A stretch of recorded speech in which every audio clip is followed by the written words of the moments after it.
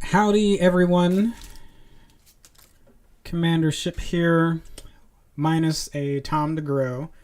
He has a work meeting tonight at an odd hour tonight, but alas, he does have a work meeting, so me and Tom will not be talking Shazam tonight. We'll hold off and record that maybe sometime this weekend. I'm on the road this weekend, and I'll tell that story in a little bit, but it's just going to be me tonight, so you're just going to hear my lovely voice tonight and talk Hollywood and movies and the shitstorm that is brewing.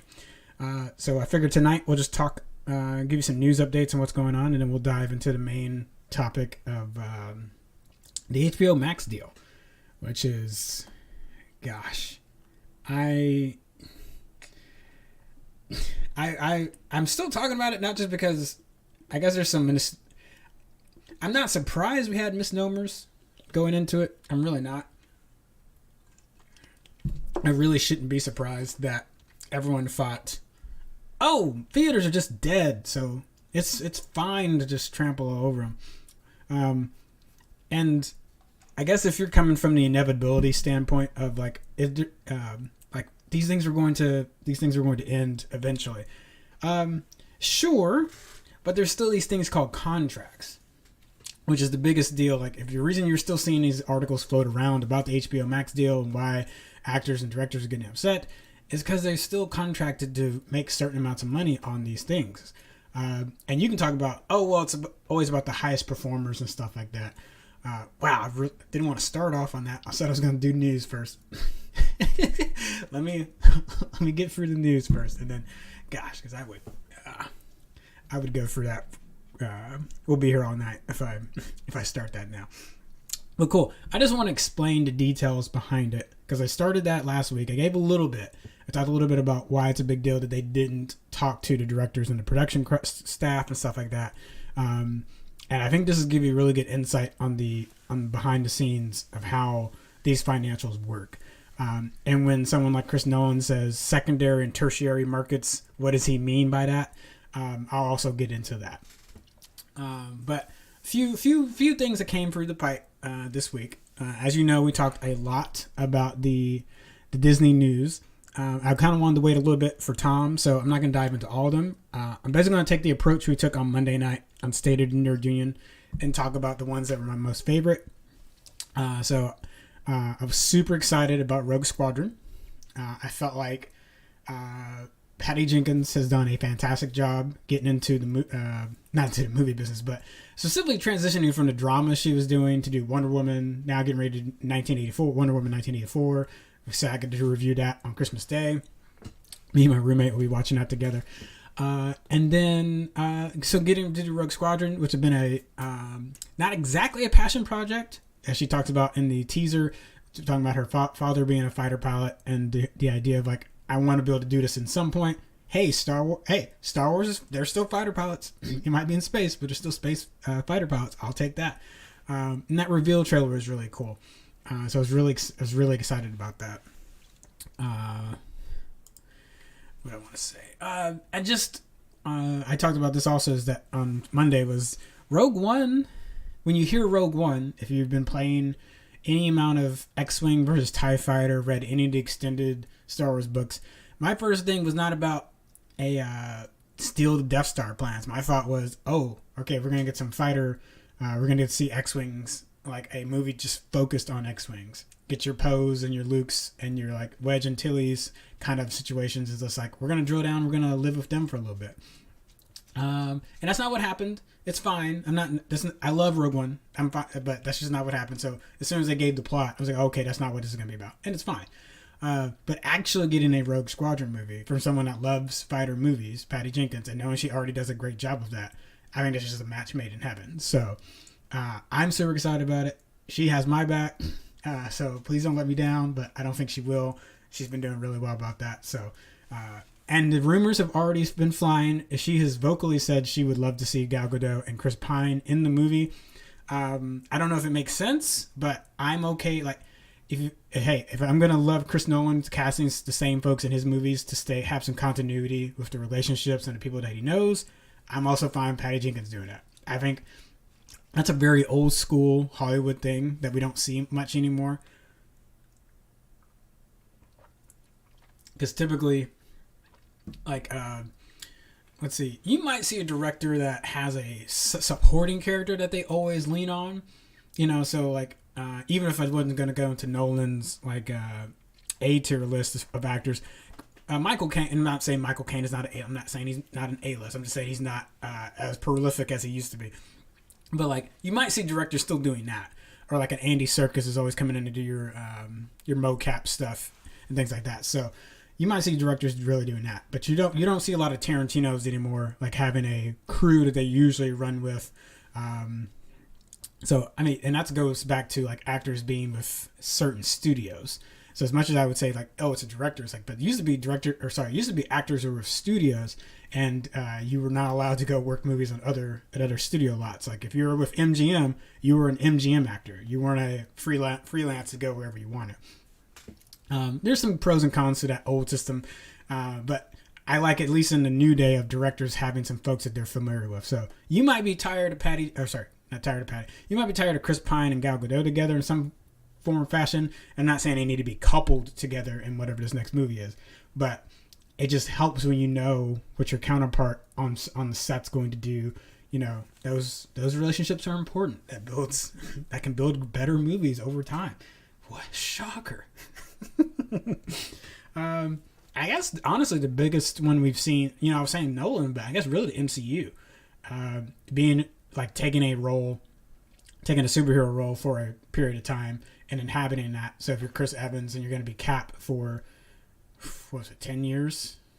Yeah, it's like 10 years before for like going to so like, it gives you some continuity within the House of Mouse within Marvel. So there's no way the MCU works if those roles are being swapped and changed all over the place. So, going to a Marvel role though, I'm gonna hold my breath on Black Panther confirmations just because of the Letitia Wright thing going on.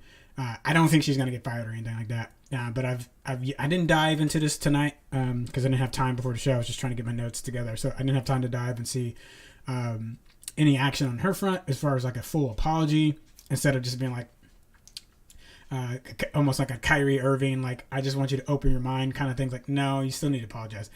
So I didn't get to see if she had done anything like that, so I don't want to speak out of turn. But I still don't, like, assuming she does that, I don't think she's going to be fired for the tweet, or like, again, I don't feel like you need a little bit more for that. But the reason I bring that up is it's reported that Black Panther 2 will start shooting on June 2021, with perceivably a 2022 release date, which is what we were already kind of expecting. Although we still got to see how next year pans out as far as like releases. So yeah, hopefully all that will smooth over. Ryan Coogler, the director, will be able to knock out an excellent script, which I really hope. That production's going to need as much help as it's going to be, as going to need as much help as they can. Just processing that grief, while also still trying to make something that they can be proud of. So I don't envy Ryan's task at all. And with the right stuff coming out, I can understand like additional stress. Black Twitter, when that happened, those are some of the best gifts collected. Just like him tearing up papers of like, God, am I gonna have to rewrite this script again? So I don't know where he was at in the process, but that still was a little humorous to me. Sorry, I'm mad that there's a freaking bag in the shot. Tom would have called it out probably, because our little pre-meeting, Tom probably would have seen it. Like, you got a big ass bag, and now there's a box of hot tamales in the background. Fine, we'll leave the hot tamales. Everyone knows I love hot tamales, so we'll just be fine doing that. I also have a beautiful steak down here getting cold. And on the stove, there's some beautiful gumbo cooking up. Gonna be delicious. Hello, Peppers. How are you? Hello. She can smell my food. She can smell the food. probably is like, give me the steak. I'm not giving you any steak, dog. Tamales work. Get the bag out of here. Exactly. That's what I'm saying. I still have that tube of tamales from a long time ago somewhere. All right. What else is going on? So, but piggybacking off the HBO contract stuff and we've already been talking Disney a little bit. They're trying to avoid the issues that Warner Brothers, AT&T, HBO Max got themselves into by making sure that they talk about how much money their actors, directors, and the crew will get, assuming that something has to go onto Disney Plus as opposed to being released in a theater. So those conversations are happening as we speak, and they're trying to figure out what those margins and things would be like, which is a hint, big deal why the HBO Max thing is getting people upset. So we'll go into more detail, but from what we've learned on Disney's side, they're actively working on what their streaming plan will be in 2021. They're not going to just default to putting everything out on Disney Plus. So it seems like they're very much a wait and see approach for right now. Cool. This one just makes me laugh every time George Lucas talks Star Wars. He said that if you did not understand, or critics of the prequel dialogue just don't understand Star Wars.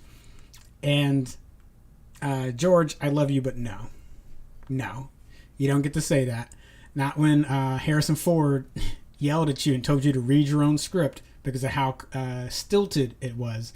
And this is not talking about prequels. This is talking about the original trilogy that we all love and adore and put on a high pedestal, deservedly so. Even actors in that movie knew the dialogue was rough. And it's because of their performances that fixed it and saved a lot of it, or changes they made. And we get classic examples and things like that, but it's them saving that. So I get it. We went a little hard on how we criticized the prequels. I have since come around to like saying like, yeah, after vitriol we went through with the sequel trilogy, kind of opened my eyes of like, dear God, I hope I didn't act like that during the prequels. And if I did, I'm sorry. So it's like, it's not that serious. You need to calm down. But those movies ain't good. So George, just calm down. I love you, but that's just a falsehood. That's a falsehood. It's lies. All right, let's see. If you love the Graham Norton show, he's a British. I was about to say sitcom. British late night TV host. He's had a lot of for years, had multitudes of fantastic interviews and art. It's a really fun show. I like watching it on YouTube because I don't get Graham Norton on the regular TV here in the States. So if you're a UK viewer, you might love or hate Graham Norton. But if you want to avoid Wonder Woman 1984 spoilers until you watch the movie, don't watch his most recent interview because he accidentally let slip a key plot point. I don't know what it is because I'm also not wanting to ruin the movie for myself. So I'm not going to go look it up. And I just found this very hilarious that a person I watch a lot on YouTube and catch interviews and stuff afterwards, or try to get, sometimes people get on Norton before they do the US shows, or we have UK actors that will be on Graham Norton before they come overseas or before they come over to the US to do a tour. Especially with COVID, they're more likely to do a web show or things with Norton as opposed to like coming over and doing like Jimmy Fallon, things like that. So usually, or especially in this time period, he'd be one of my go-tos for information. I gotta wait. I don't even know what I guess I could hunt down what the episode is, which one it is before I just completely like boycott Graham Norton for a little bit, or at least until December 25th. I'll just ignore Graham until the 25th. So it's just 9 days. We'll be fine. Hey, Christmas is 9 days away, folks. Let me know in the comments if you've already been whammed, because I have, and I'm rather upset about it. I was doing so good, and then not doing so good. During my one of our Battlestar rewatches, so we're not Battlestar, we're doing Caprica. One of our participants decided to do that. I had a feeling they would, so I muted my audio so I couldn't hear them. And then someone jokingly, or I think a telemarketer called them, and I was upset. Because they set their ringtone on their phone to be Last Christmas. And apparently just some random call they had come through to hit it. So they played the music to try to get us, and then they weren't even thinking about trying to get us again, and then got hit with the telemarketer. I don't know if I believed them, but I usually do really well with that. And to be sabotaged in my own place that I'm trying to help curate, like moderate a watch, like a almost like book club, but like for TV. It's like, how dare you? This is a sacred place. This is a sacred chat. How dare you? Let's see. Lindy Fitness 2014 says, I whammed all the people at my lecture last night. Ooh.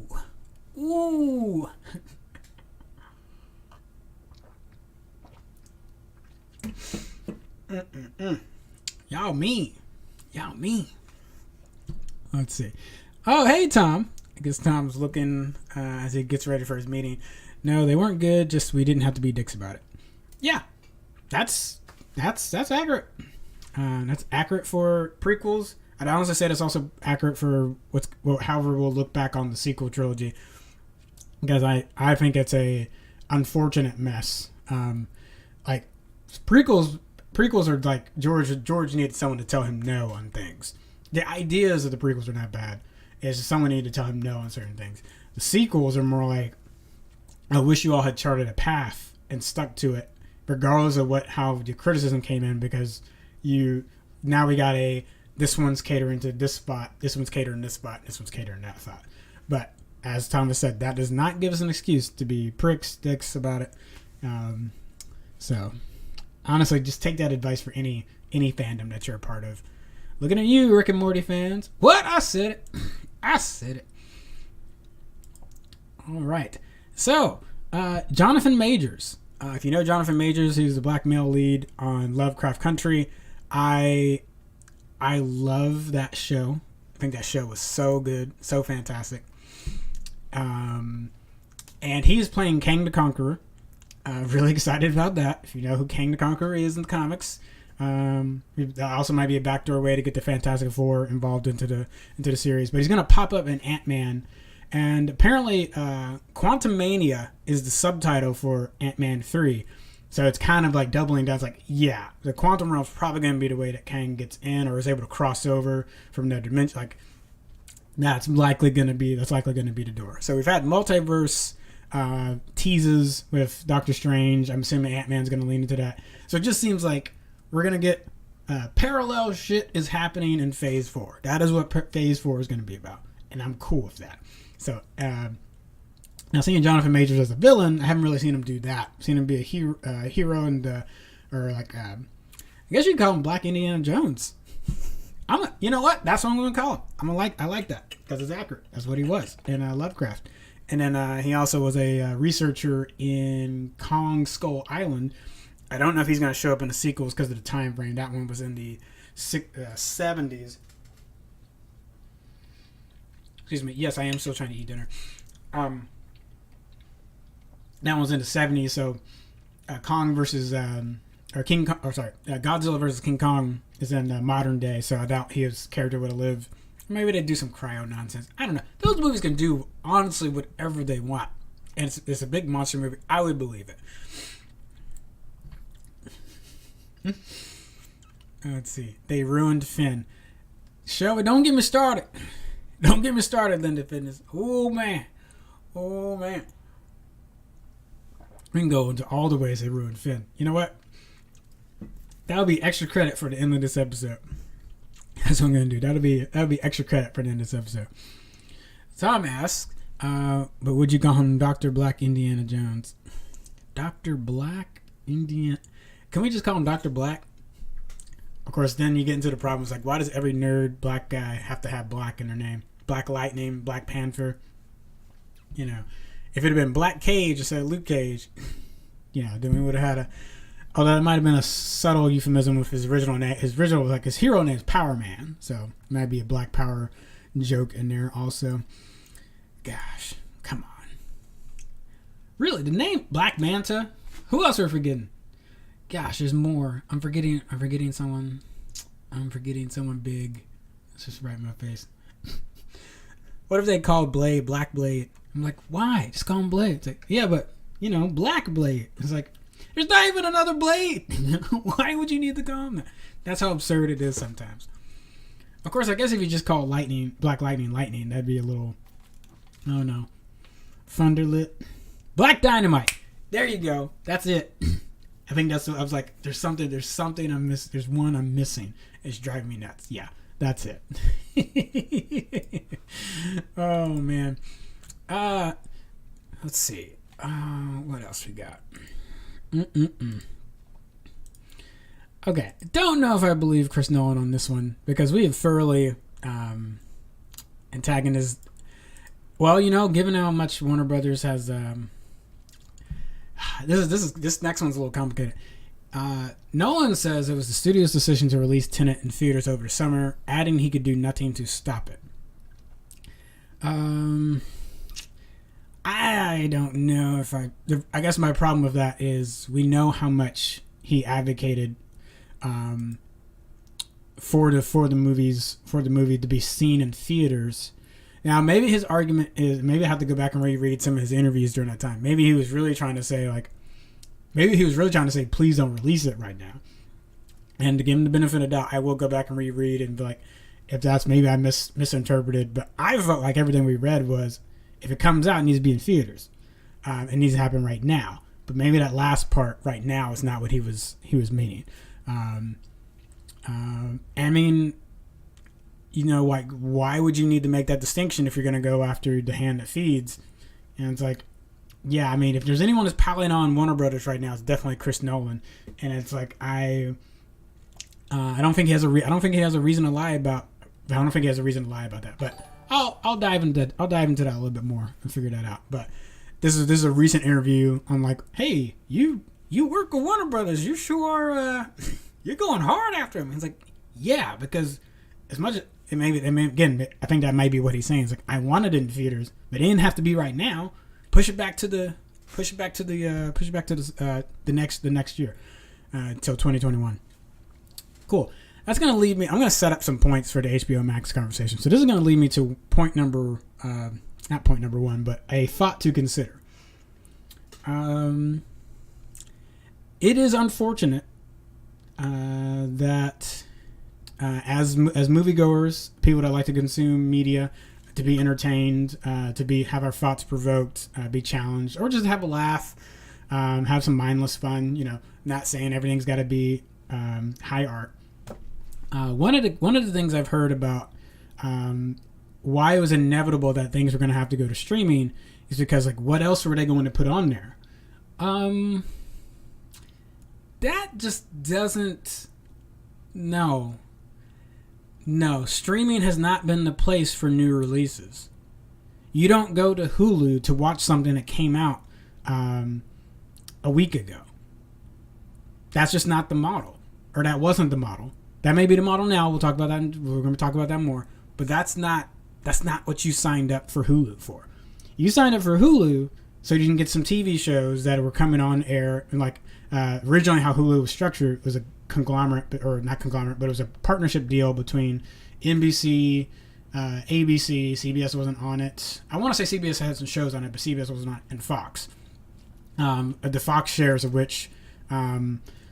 ABC owns now, so they own 51% or 61% of the partnership in that now. And ABC still participates to a degree, but they've also doubled. Excuse me. They've also doubled and put stuff on Peacock.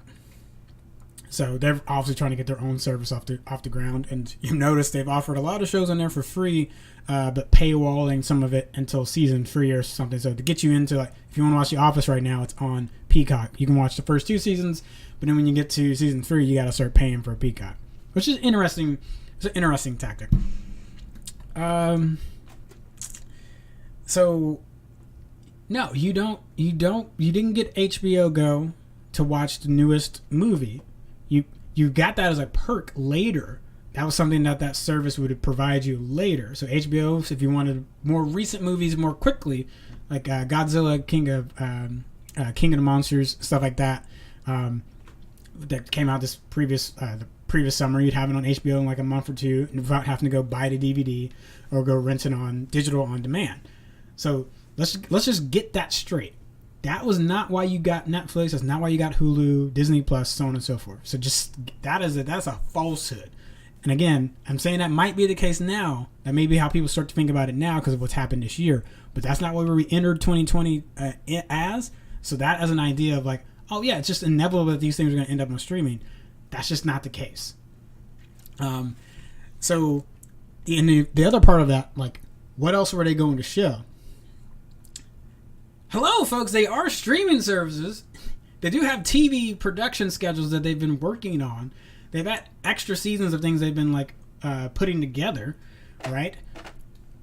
I mean, we got The Crown season 4 this year, right? That's something that you could watch if you're on Netflix. Palm Springs is a movie that released. I'm trying to think some other things that came out on Hulu, and other seasons and things that kind of transitioning around.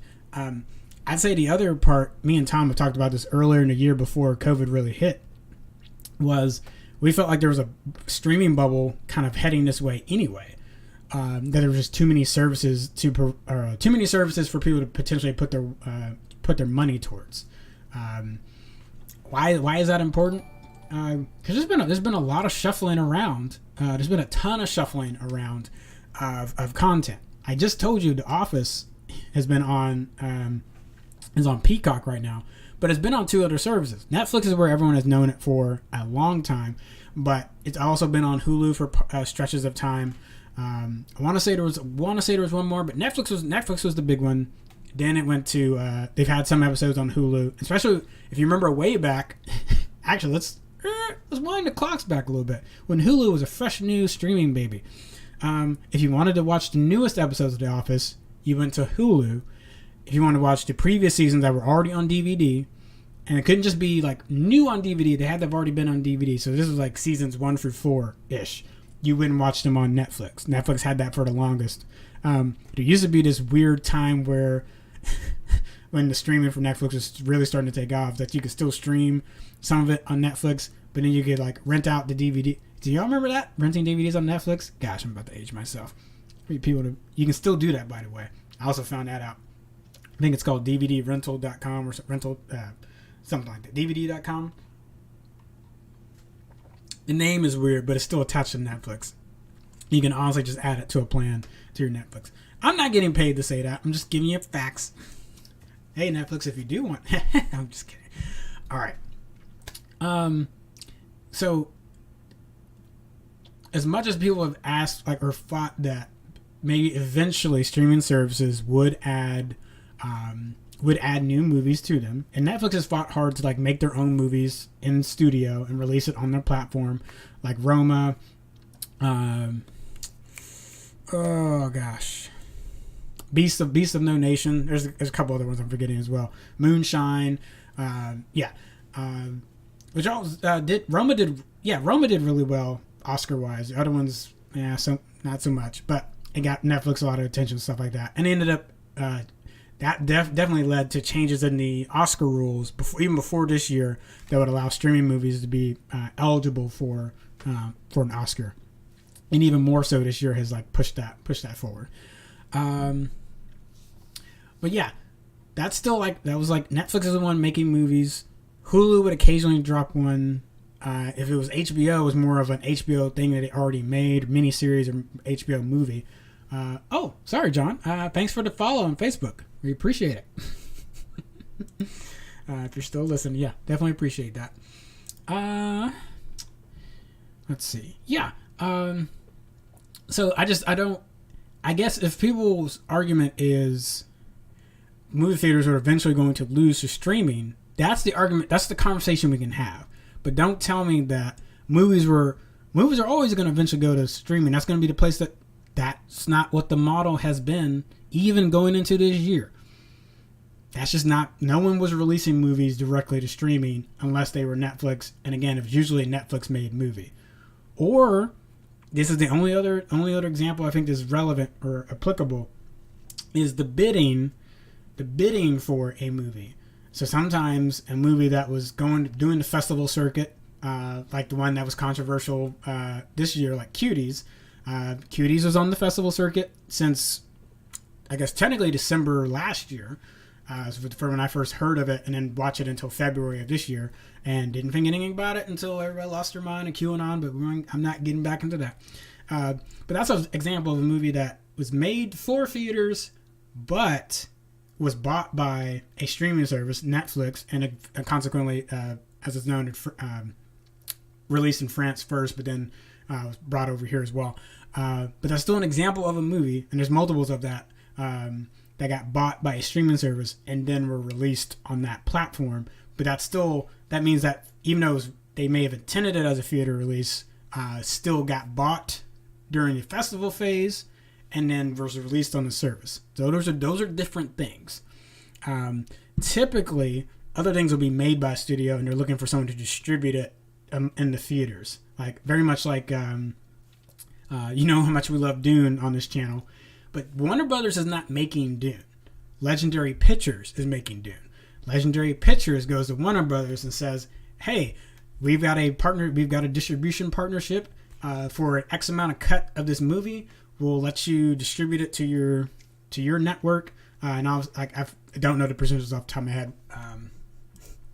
It's not like I have that contract in front of me. But yeah, that's effectively how that would work. There are obviously Warner Brothers studio made movies, but there's plenty of ones that are just partnered with Warner Brothers and have a long-standing relationship of, if you make this, it's going to happen under, it's going to be distributed under Warner Brothers. Christopher Nolan, for example, his production company, Syncopy, made Tenet, made Dunkirk, and those were distributed through Warner Brothers. So typically that's not going to get even shopped out. There's not really going to be a bid or an auction for that. Cool. That leads me to my next thing to think about. Bidding and auctioning. So, let's say you're not Chris Nolan, but let's go back to that Dune example in your Legendary Pictures. And you're assuming that your move, and again, I'm going to take COVID out of the picture for just a moment. It is important. I'm not saying that that's not, and I know I realize I'm going into the HBO Max. I was going to drop in more news nuggets in here, and I'll get to that in a second, but I think we're just here, and my mind is on it. So let's just go ahead and let's just get into it. If you're Legendary Pictures and you want to hold, like, you wanted to come out this year, but obviously with this things that were going on, it got pushed to next year. So you're feeling pretty good about your slot. December 2021. There should be vaccines out there. Some things, there should be some semblance of a new normal. I'm not going to say things are going to be back to normal because I don't know what that is anymore. So something different will happen. But you're betting your money that people will be able to go to a theater in December 2021. So you're like, okay, we didn't get Dune out the year we wanted it to, but hey, that movie's made, it's in the can, and we're already going to start filming this year for this part 2. So we're going to spend 2021 getting that ready. We'll see how things go. And we'll be ready to go. Boom. 2021, 2022, 2 movies out. Good. Cool. And then Warner Brothers says, nah, we're going to release it streaming too. And we're not going to tell your ass that we did that. Can you see why Legendary Pictures, again, they're not a small studio anymore. They're big. They used to be small, but they're big now. Can you see why they might be a little pissed looking at the calendar and saying, WTF? Like, even if it was, we're going to shuffle things from the early part of the calendar and back some stuff up, you would still probably feel really comfortable about your spot. You'd probably still feel really comfortable with that. Like, all right, Dune worldwide might make $1 billion. That's been some of the estimates they had before COVID happened.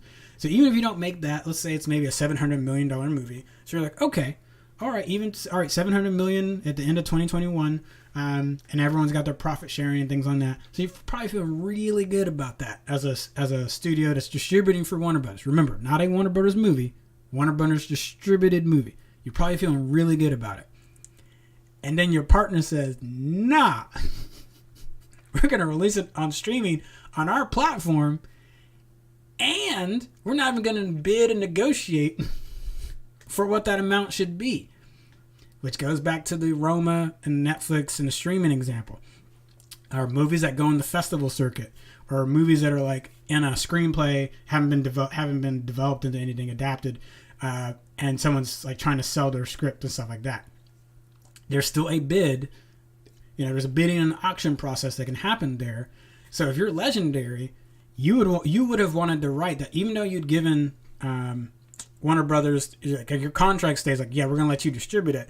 But if this circumstance happens, you'd want the ability to be like, hey, whoa. If we are going to stream, we're going to let this go out for a bid, because we need to know what the fair market price is for our movie.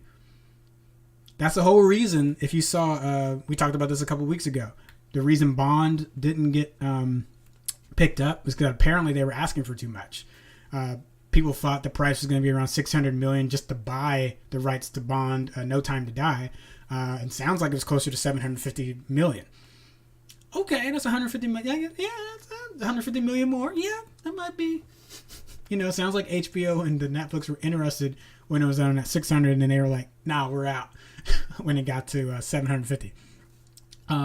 But you saw that that's them trying to recoup some of the cost of not being able to be in the theater, and it would be on that streamer to eat some of that, and possibly make some of it back up Oh, hey, Benny the King, 2111. Thank you for following. We appreciate it. And folks, I should know, we are, even though I don't have it on the gaming feed right now, we are trying to hit 100 followers by the end of January 31st. So that'll take us from the end of the year until the new year. So every follow on Facebook and Twitch helps, although we're counting the 100 that are on Twitch. So I think we're at 28 follows so far. So really trying to hit that. Technically, you get affiliate at 50 on Twitch, but we thought 100's a nice goal. We want to try to hit that.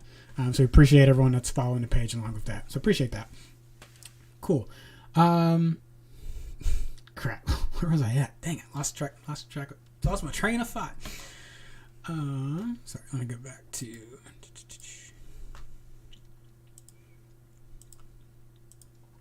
Yes. So bidding. Yes. You'd want an opportunity to figure out what the fair market price is. We talked about Bond as an example. They went in a little high. Other people was like, we're not going to do that. But that gives you an idea of where Ion's Productions, that's Ion is Ian Broccoli, is one that wrote the original Bond stories. And that family and production still owns the rights to the Bond movies. So that company produces with MGM the Bond movies, and Sony typically has been the one to distribute it. Although we'll see what that continues. There's been some things there, so I don't know if that will continue to happen. But that's how that process works. So that was them getting an opportunity to say, we're not releasing it this year, and if we do release it next year, okay, things still look a little murky. Well, let's see how the streamers might pay us for it. Well, we wanted more. Okay, and we're out. But that was autonomy and control to do what you like, to hope. Like, it's still your baby. It's still your movie baby. You're like, okay, we don't want, we're not cool with that deal. And you're able to pull out. So that's what the problem in a nutshell of the HBO Max deal is that if you're wondering why the Directors Guild and now Screenwriters Guild and all the other production guilds are getting into the fray, and the Directors Guild and Denis Villeneuve, who is the director for Dune, read their two statements. It's scathing how it's like it's scathing, but it's also very direct to the point. With the Director Guild getting more to the you didn't talk to anybody, whereas Denis Villeneuve's comment was more of like, how did you come up with this number? How did you come up with the number for my movie? How did you come up with the number for that movie? How are you to decide that was what you're going to pay so on, this person, this person, this person? So again, that bidding, especially if you're not a Warner Brothers movie made by Warner Brothers Studios, so like let's say Matrix, even though Lana Wachowski, she's still making that movie in Warner Brothers Studio. She has her own production company, but it's not the one actually making this. So hers is definitely still owned in part by Warner Brothers. So that was a little trickier, but they still have contracts and things there. And yeah, I'm really just trying to give you a full scope of why this is a big deal, and why lazy arguments of like it's just inevitable are problematic in this situation. Like, no, you can't let Warner Brothers off the hook for this. If that's gonna happen, fine. Over time, like fine, but this is egregious. Oh man. watch us say all this, and then Warner Brothers is like, you're never gonna get a press screening for another one of our things ever again. Remember those press copies of Warner Media also gets to owns I was gonna say Watchmen. Well, no, I guess no, that's that too. But technically owns what was I? Westworld. Get my W's mixed up. So I'm like, there goes all my early copies of Westworld. I don't care if we can't hold people accountable, keep them honest for mistakes like this. Again, it's not to beat them up, but it's like if we can't hold them accountable for issues like this. Then what's the point, right? It's like, who cares if you got a free press screening? It's like you didn't really do anything with it if you can't hold this company accountable. So, all right, here we go. We'll see what happens. Gosh, Four Hands Brewing in St. Louis. Call me. I'll sponsor your. I'll say your stuff online. That is a delicious oatmeal stout. Oatmeal brown ale. Sorry, not stout. Oatmeal brown ale. Cool. Yeah. So we talked about bidding. So Patty Jenkins and Gal Gadot are reportedly being paid $10 million apiece. And if you kind of like dive into those numbers, that means Warner Brothers probably thought Wonder Woman 1984 would have been $1 billion movie, which is about what those numbers make. And that's important because for those two, they definitely have contracts of profit sharing, not just a flat, you get paid this amount for the movie. It's more like, no, this is what, if the movie did well, this is how much additional you get. So when you hear them getting confirmed $10 million for Wonder Woman 1984, that's cool. We just needed you to have that conversation with everyone else that's involved, right?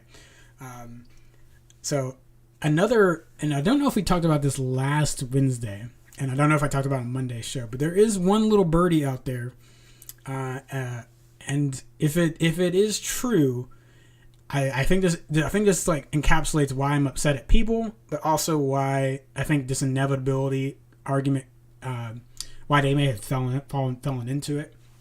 So, as you know, we talked to some of the Disney shows. We're gonna get into more of the Disney shows in just a bit, but that was all on Thursday. Thursday, the Disney investor meeting came out, and all these trailers dropped, and everyone's like, "Yeah, cool." And there's gonna be a price hike on Disney Plus. I don't know how many people caught that, but that is happening. So it's gonna be another $1 onto it if you just get Disney proper, and then if you got the other plans and stuff, it's still another $1 onto that. So it's interesting how when the trailers and stuff dropped, they kind of sneak that in there. I was like, "Oh yeah, and there's a $1 increase." What? I said that to people, and they're like, "What?" It's just $1, but yeah, that stuff adds up. So cool. But that happened on Thursday, and the HBO Max stuff happened the day before that. And the little birdie is that it may be that Warner Brothers thought Disney was going to drop the same news on Thursday. Yeah, it sounds like there's an impression amongst the Warner Brothers execs or AT&T execs that, okay, we think, surely Disney's going to do the same thing. So Warner Brothers drops theirs on Wednesday, and then Thursday comes around, and Disney's like, "Nah, we just got trailers and shit. We ain't got." We're not putting everything in streaming. Are you crazy? And then Warner Brothers is kind of left there on their lonesome. So that's I haven't been able to confirm that yet. But if that's true, that explains a little bit of the, I guess, HBO Warner Brothers thought, okay, this is never going to happen, so let's go ahead and be the first ones out there to do it. And if you look at their statements, I think it also backs it up. At least, again, I want to get this confirmed on what they were thinking heading into it, but their statements afterwards, I think, help point in that direction, because they've said as much as, if we try to run this through everybody, we'll be here forever and no one will ever take action. So we need to just move. And I'm like, but contracts is like, I understand analysis paralysis, but that's not what's happening here. You have contracts to uphold. Surely I'm surprised that's the other thing. That's like, I'm flabbergasted that your legal team didn't say anything. I'm surprised no one raised and was like, I don't know if this is the best idea, sir, because contracts and profit sharing. Okay. I think I can calm down and stop talking about HBO Max. I think I got it all out of my system. I promised Lindy Fitness we'd talk about Finn. So we'll talk about that. That'll be how we close out the show. Let me double check my notes, make sure there's nothing else news-wise I want to talk. Because again, aside from that, there wasn't a ton going on. And,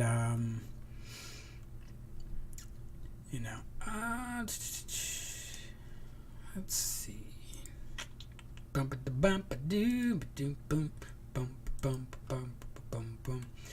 Yeah. Everything else I was reading was a lot of speculation on the upcoming Star Wars movies, but as far as like Taika Waititi's didn't get any really more details, like it's still happening. We didn't get a confirmation on what's going on with Rian Johnson's trilogy, probably because of the fallout from Last Jedi, so I'm not surprised that's in a holding pattern. And I said this on Monday, but the other thing I was really excited about with the news, because I'd been losing my mind every time me and Tom talked Mandalorian, was because everyone wanted to put more people in the Mandalorian, and I'm like, stop that. That's not what that show's about. Quit it. And when that Thursday came around and all the Disney news dropped, in the Ahsoka show, which we'd been talking about for a while, like we think this is going to happen, and then the Bad Batch, the Obi-Wan show, which we'd heard about for a while, I was just glad. I'm like, cool, expand the universe, but don't expand it in Mandalorian, because that's just not what Mando's story is about. And I swear to God, if I saw Mando leading the charge in some war, I'm not talking about retaking Mandalore, that probably fits. But if he's on some fight or battle with the rebels and some other thing that just doesn't, like, I would have been extremely disappointed. Like, I get it, it's Disney. I'm not gonna get my true Wild Wild West or Logan style ending. I get it. This is not gonna happen. I'm not gonna get Leon the Professional. Probably it's probably not gonna happen. Cool, whatever. But that don't mean I gotta get Mando fighting in an Attack of the Clones disco sword blasting kind of nonsense going on either. Okay? So I was glad when everything came out. I almost wanted to just be like, I told you so. I told you. I almost wanted to do that, but hey, I got it out of my system right there. So cool. That's as close as I'm gonna get to saying I told you so.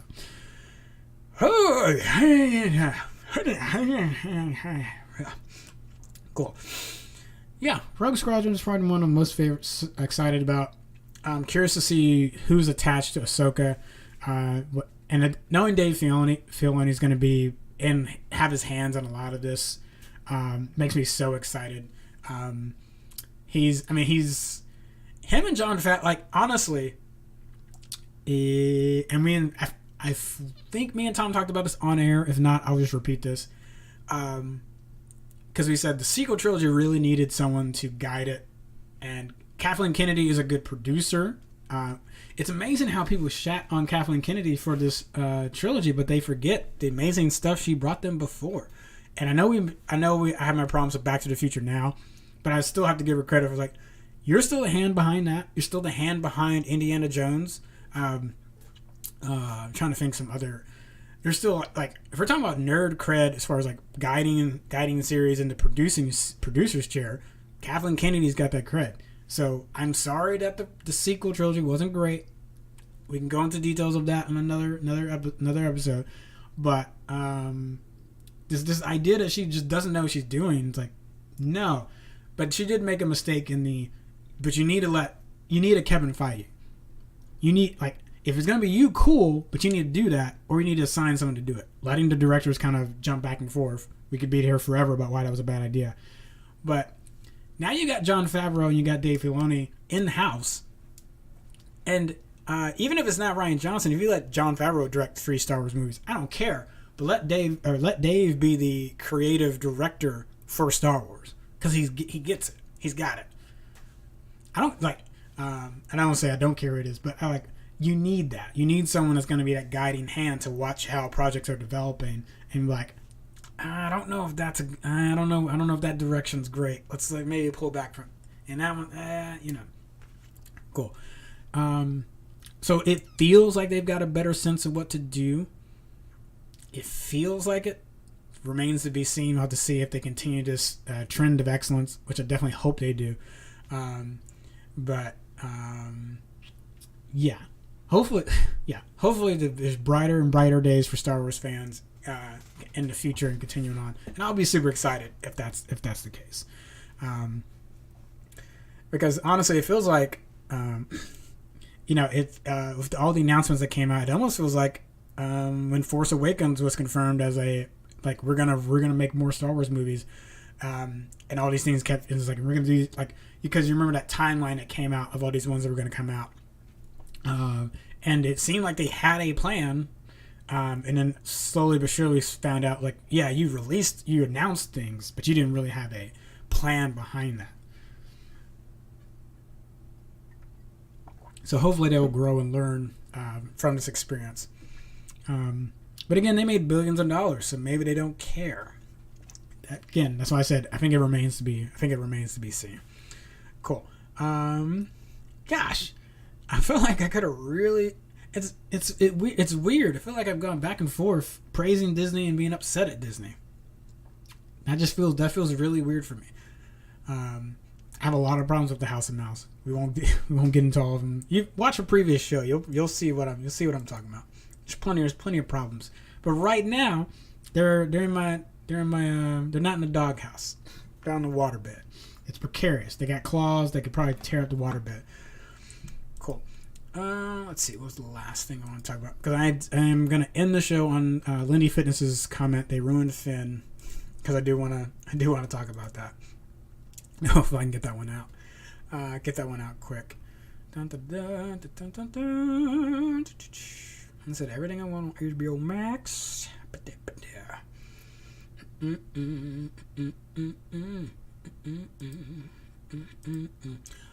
Oh, well, yeah, that's. Did anyone else see that Sister Act 3 is happening? That one surprised me out of the announcements.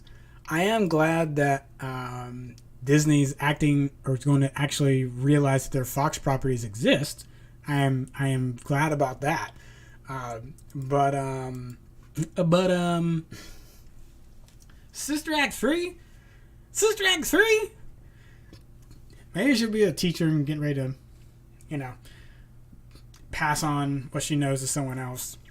Maybe she's stayed there at the school for years and has been teaching vocalists and things like that. Maybe that would be it. So I could probably get behind that. But that's going to get me to a long rant about nostalgia and blockbusters. We'd be here forever. Gosh. And I said that on my, yeah, that's okay. That was where that Disney thought was taking me. I said this on my Facebook wall that, I wrote an article early in the early days of Nerd Union, and it was about being burned out by nostalgia. I said nostalgia is killing us because we're not innovating, we're not making anything new. We're still trying to go back to the well again, or we won't let a character die, or we won't think of it, or like when we do bring in a new character, everybody collectively rolls their eyes, and I was like, why is it not the guy I was used to before? And it definitely led, that is not the only thing, but it's definitely a piece that led me to just being tired of writing reviews. And even now, what I review tends to be very specific. It tends to be things that are, I've been like pulling more indie movies. I got a whole slate from Chicago Film Festival that I'm trying to work through and write up. But all those were not big blockbuster movies. So like, the things that have just held my attention the longest, more over time, has been something fresh, something new. I still love my superhero movies. It's not trying to trash superhero movies as a thing. It's just, but when we get a Buzz Lightyear movie announced, like, I don't care. Ooh, I don't care.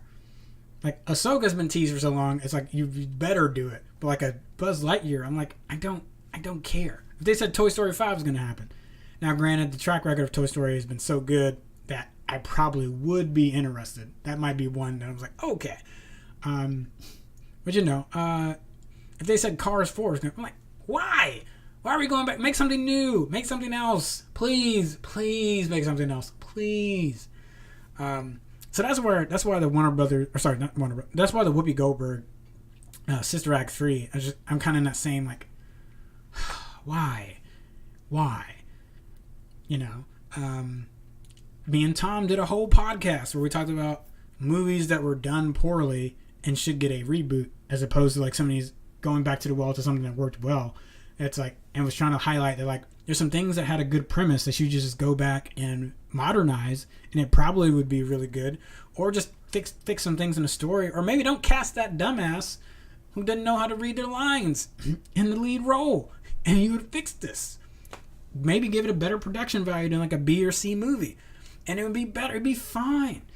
Those kind of things. There's a treasure trove of those from the 70s and 80s. Hell, I mean, honestly, pick a decade, but I'm just thinking about that one. That's probably where my mind goes to a lot when I think about like B grade movies, or just like good premises but bad execution. So yeah, that's why I said that like I'm excited about half of the slate that came out, and I could care less about the other half for the Disney news that came out. That's why Rogue Squadron, again, that was near and dear to my heart as a game and as just a concept and thing that's in the Star Wars extended universe. Everything else, just why? The thing that sucks is I'm still gonna review it. They're still gonna get me to watch it. Maybe that's ultimately why I'm upset, because I know they're still gonna get me. Cool. Thank you all for joining us. I'm gonna close out on Lindy Fitness's comment on Twitch. They ruined Finn, and that'll be the last thing I talk about tonight. Thank you for joining me as solo. Didn't have Tom tonight. Tom's got a work meeting tonight, and I've had to step away for a night before. We need to let Tom run the show solo one time though. That has come to my attention. That I'm thinking about it. I was like, because there's one we paused on, or there's been one or two where I've been sick and we just canceled the whole thing. But I really need to let Tom run the show once while I'm gone. It might be chaotic, so I'd be curious to see what Tom does. I'd be curious to see what Tom does when I'm not here. That'd be fun. And we were gonna do Shazam tonight. We're gonna review Shazam in the lead up to Wonder Woman 1984. We'll hopefully record that sometime this weekend. If not, Birds of Prey will still be on for next Wednesday, and we'll figure out when we can record Shazam and get that so that our thoughts are captured and recorded on that. And then we're super excited for Christmas coming out with Wonder Woman 1984. Like, we've wanted that all year. Obviously, we're not going to be able to watch it in the theaters, but hey, it's be on HBO Max, so we can enjoy it there. So yeah, really, really looking forward and really excited to that. Cool. They ruined Finn. Star Wars ruined Finn. I think the best way to explain why this is, and I think I'd be doing a disservice if I didn't explain why this is a tragedy for the Black community, is the last trailer. Before you ever watch Force Awakens, knowing what happens, we get the first. Actually, let's talk about the first trailer that happens with Force Awakens. It opens. I believe it's Snoke and Snoke and Kylo Ren talking about they felt the Force. It's a tremor, like an awakening in the Force. Have you felt it? And then it immediately hits Finn in the desert, helmet off, stormtrooper. And we're like, oh shit, a black stormtrooper. Internet lost their shit, good and bad. Some people really loved it. Some people were like, what the hell is going on? I don't like that. Kind of in a similar way when people teased, just thought about the idea. He didn't get cast, but people were just thinking about Childish Gambino or Donald Glover as Miles Morales when he was still younger. It's a little, he might be not able to do that now. We'll probably cast someone else when that eventually happens. Give me one moment. Mm-hmm. Yeah, I'm sure beer is good for the voice, like you're talking a lot. So people lost their shit at the thought of a black Spider-Man. I'm like, he wasn't even cast. You're just talking about it. This is people on the internet just talking about it as a good idea as a casting, and y'all lost your shit. So Black Stormtrooper loses their mind. And then the final trailer, the last one that happens, we see him pick up a blue lightsaber. Kylo, who we don't really know at that point yet, but is like getting ready to. So I'm like, they're going at it. They're getting ready to duel. You're like, okay, all right.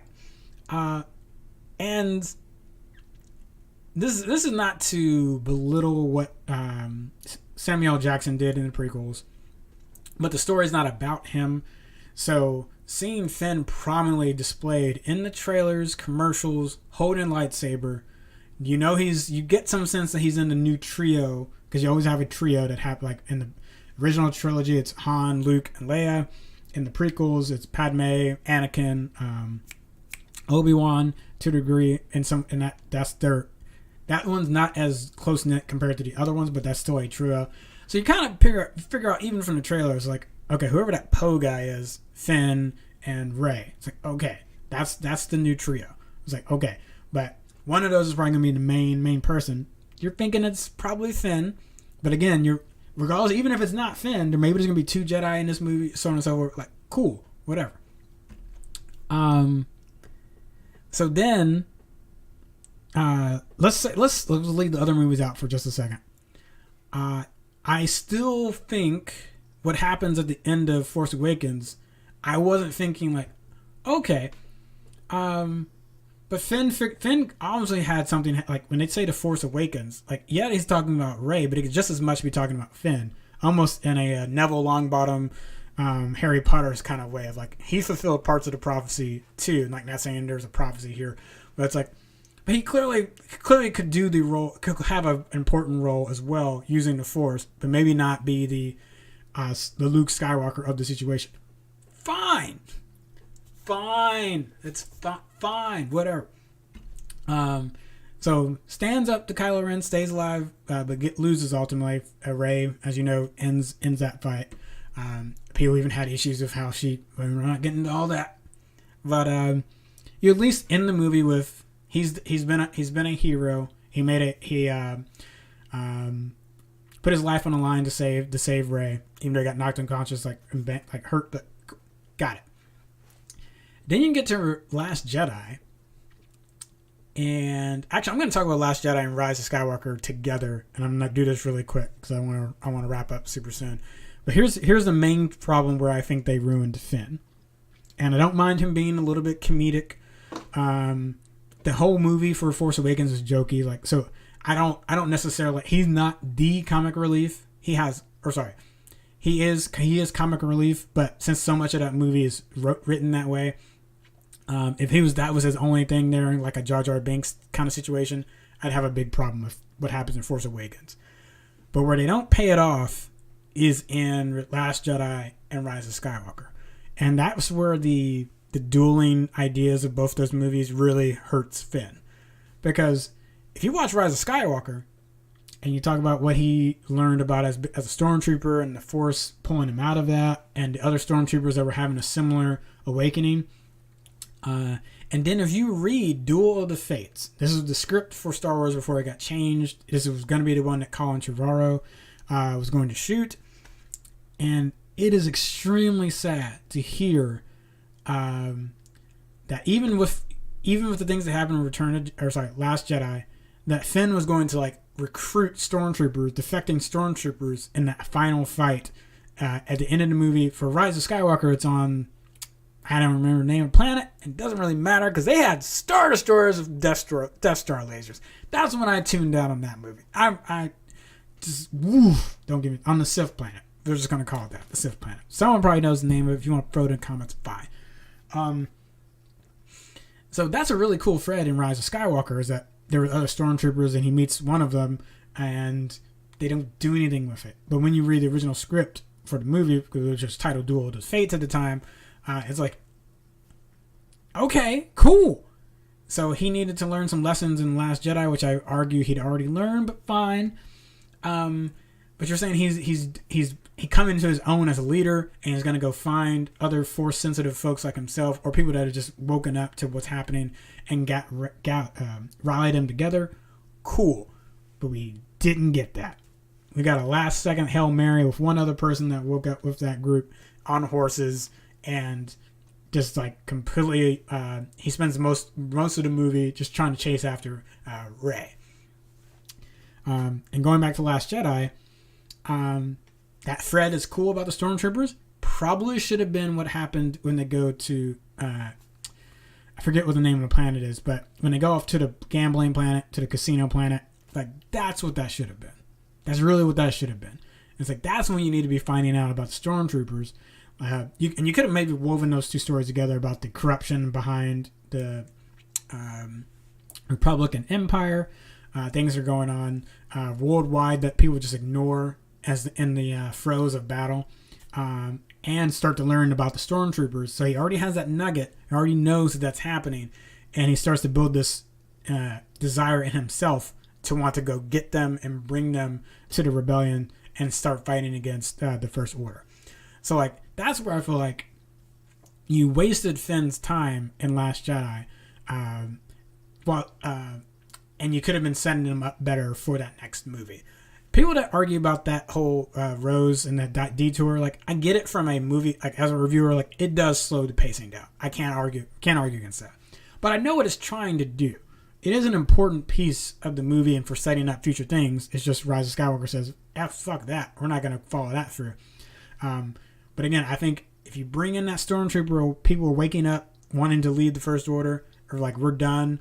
Put that in The Last Jedi, and then you spend the beginning of Rise of Skywalker with him going to like find his people and like put together, help rebuild the Resistance that way. Cool.